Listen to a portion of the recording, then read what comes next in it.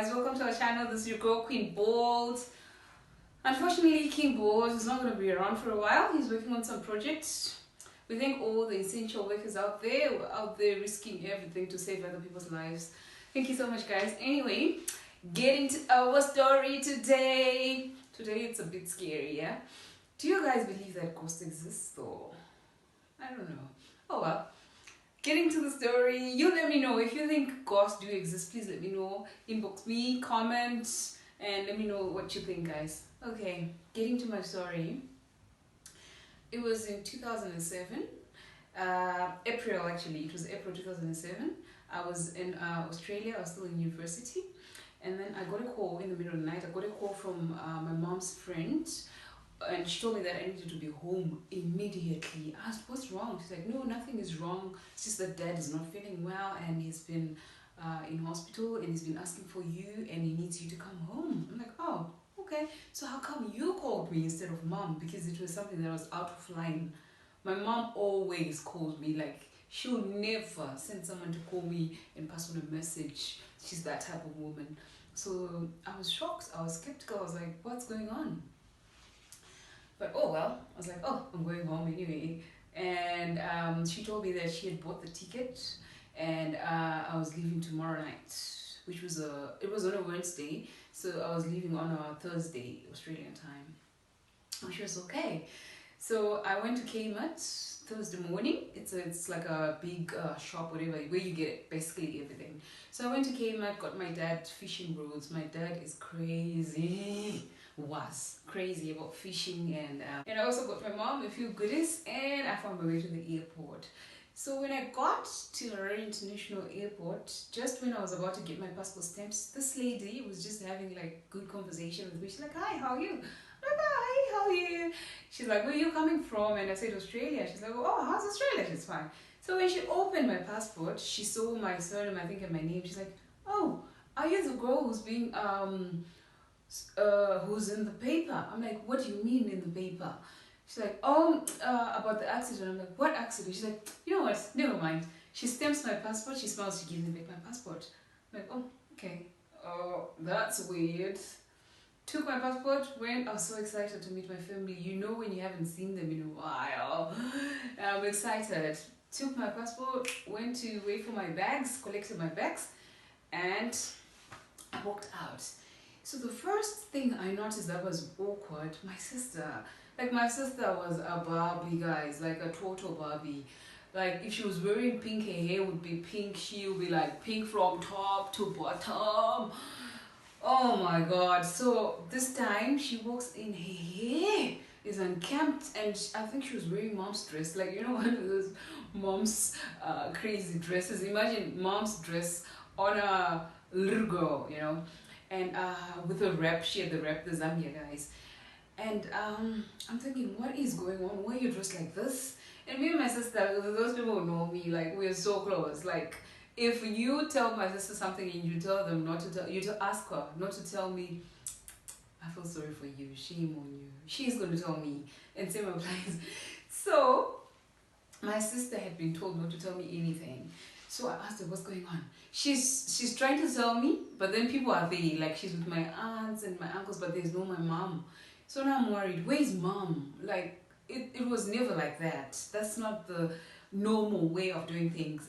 My mom would come, my brother would be there. So now it's just distance relationship, you know, like distant relatives, and my mom is not there. My sister's uncamped, like she's not the normal Barbie that I know. So I got in the car, my sister sat next to me, and she had a little phone with her. She tapped on the phone, don't tell anyone, but dad passed away. How do you not react to that? How are you supposed to act as if you don't know anything to that? So I busted, like, I cried, and people in the car were like, why are you crying, why are you crying? And I just kept crying. Anyway, fast forwarding, got home, yeah, my dad had passed on, bless his soul, and he still continued to rest in peace. Yeah, and people were already getting ready to go to our communal area, which is Rusape, because my dad, when he was still alive, he had told them that when he dies, he wants to be buried in Kumusha, in Rusape. That's his homestead, that's his communal areas. So people were already waiting for me to get home, and yeah, and oh yeah, explaining the lady at the airport. The story was reported. Apparently, it came out in Herald. It was like the Herald front page, and they'd written that, oh, now we're just waiting for his daughter, Nyasha, so and so, who's going to arrive from Australia. So that's how this lady, and she had assumed that I actually knew that I was coming to a funeral. So yeah, that makes sense anyway. So moving on, we went to the communal areas, and during the funeral now, weird things were happening. Like, like in African tradition, most African traditions, when someone dies, like they just don't want to accept that it was that person's time, and there's always rumor about witchcraft, so and so wasn't happy, this wasn't right, So it was happening, and my mom got scared, and she told us, you know what, guys? I think you guys. She called me and my siblings, and she's like, you guys. I don't think it's safe for you guys to be eating here, like, or taking anything from anyone. Like, if you guys are hungry, just go to the city. Like, our settlement is like 10 kilometers away from Rusape town. So just drive to the city and get yourself something to eat, and you come. But don't show people that you're not eating here, because it's rude. What you do, you get your plate, go outside, make sure no one is watching, just give it to the dogs or put it in a plastic bag, and yeah. So during the funeral now, we were hungry. It's time for us to go. We were hungry now, and it was time for us to go get food. So me, my sister-in-law, and my other little brother and my other aunt decided to go to the city. Going was fine. It was the thing around about 6, but in communal areas there's not like much lighting, so it will be really like dark already. So we got in the car, we went to the city, bought our food, and we were like, oh, you know what? Life is so slow. Where the funeral was, because this is now in the city, there's a bit of lighting and stuff. Let's just chill here and go back like later around about 8-9. And yeah, we decided to chill, just chilling in the car, and then we drove around to Rusape town, and then it was time to go home now. So on our way, my aunt was driving. No one was talking really. On our way, I saw something like in the road, like I think 5 kilometers away, like the right side. I saw something that looked like a white cloth. It was like a white cloth, and it looked like a white cloth that's just in the road, somewhere close to the road, And I did, like it's just a white cloth. You don't care. Then my sister now, she goes, "What is she doing there?" This is before we even get to the thing. It's like, what is she doing there? To her, she's thinking it's there's a religion called apostolic, so they wear all white, and usually they pray like in the bundus and stuff like that. So she thought it's one of them, but why was she in the mid, like close to the road? Why would you pray like right next to the road? So my sister's like, why would she? This is weird. Why would she pray just next to the road? I'm like, who? It's like, that lady. What lady? It's like, that lady. Now we're close to it. Oh my god. It's giving me the shivers. And we're about to be just about close to where it was. We see there's nothing. I'm like, no, I saw some white clothes. My sister's like, no, I saw a woman dressed in white clothing, and she was praying. I'm like, this was a white clothes. So people were just laughing. Then I think we drove like, I think it should be like 2 kilometers. It wasn't so far. When you're driving, like you can never tell the actual kilometers that you travel, but it wasn't far. Then the car decided to just stop. Like it just shut off, like on its own in the middle of the road. Like, what is going on? And she started trying to turn the ignition on. Nothing. Then guess what? My little brother is like, let me open the bonnet. Let me check it out. This is in the middle of the road. We open the bonnet. I'm still in the car, and my sister, she decides to make a joke, unnecessary joke now. She's like, imagine if that woman just decides to walk and come and you're outside. So my little brother's outside, he's laughing, he's just checking the engine and whatever. It's like, maybe we need water. Is there anyone with water? So we had like bought juice and water and stuff. We're like, okay, just take some of it, just take a bottle and put it. So he's about to open the water bottle, and guess what? My aunt, she goes, "What is that?" I'm like, "What?" It's like, "There's something." Like, wait. She points in front. I'm like, I can't see anything. She's like, "I see like a woman dressed in white clothing, and I think she's coming towards here."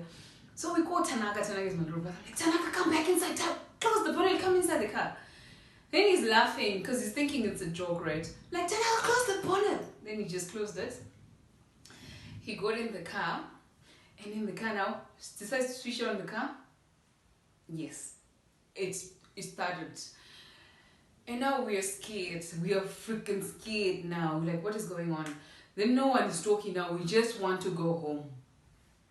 So going to, I don't know if you know much about communal areas. There are no proper set roads. So you kind of like make your own roads to get home. So there was this little shortcut to get to a house. Like if you branch off the main road, the proper tarred road, there was a dust road that if you just go straight that down road, you just end up at our homestead, right?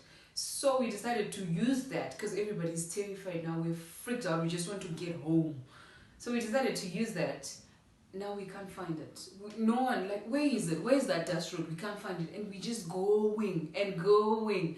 We're like, you know what? Okay, enough of this shortcut. Let's just use the main road. Let's just keep going and get to the main road and turn, use the longer way. Let's just go. So in that long way, we saw like two guys that were walking towards us. Now these ones, they look okay, they look normal. So we're like, let's just ask those guys, like, so that we know where we're going. Nobody wants to ask. Let's ask, guys, let's ask. Then we decided to stop the car. We opened the window just a tiny little bit. And like, excuse me guys. Okay, the proper action was, you know. And these guys came closer to the car. Like close enough. Then we asked, "Oh, sorry, we're trying to locate such and such homestead, where there's a funeral. How do you go there?"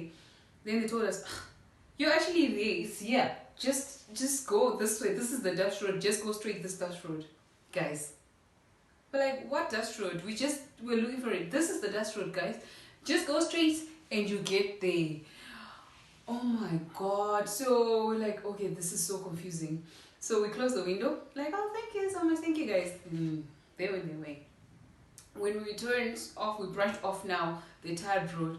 Guess what? A sudden light, like, you know how when there's fire that's been blown like this with a paper, and those little fireworks looking little particles goes up like that. It happened behind us, like we're in the car, inside the car, there was this sudden brightness in the car. So she looks behind the review mirror like, "Those guys are gone, guys. What is happening? What is happening?" We just drove down the dress road. Now we are crying. I am crying. My little brother is crying. Everyone. It's another funeral in the car. We just drove, and when we got home, we just went straight inside the house. We slept. No one even told anyone what happened. We didn't even give mommy and my other brother who stayed their food. We just went straight to bed. And in the morning, and we started telling people. Then my aunts who stayed, they were like, "Oh yeah, this place is very dangerous at night. You shouldn't. You're not even allowed to light a fire outside. You're not even allowed to walk around smoking because there's a lot of ghosts in this area and a lot of weird things that do happen in this area." Whew, yeah, that was it, guys. It was so scary. And I remember so much the little fire particles, because they were like, you know how when a big firework pops up and it's like it's coming towards you, that's exactly the effect it had. But it was like fire, it was like little tiny red fires, and the car was just so bright inside. It was scary, guys. So I don't know, I really don't know if that's a ghost, because I don't know if I really do believe in the existence of ghosts. But that was it, guys. I hope you enjoyed, guys. Keep following, keep sharing. Thank you so much, and keep praying for people out there trying to save people. Thank you. And also pray for me, because my husband is also out there, and when he comes, you never know. Maybe in my heaven. And no, I'm just playing. He's covered by God's grace. But please pray, keep praying. Love you guys.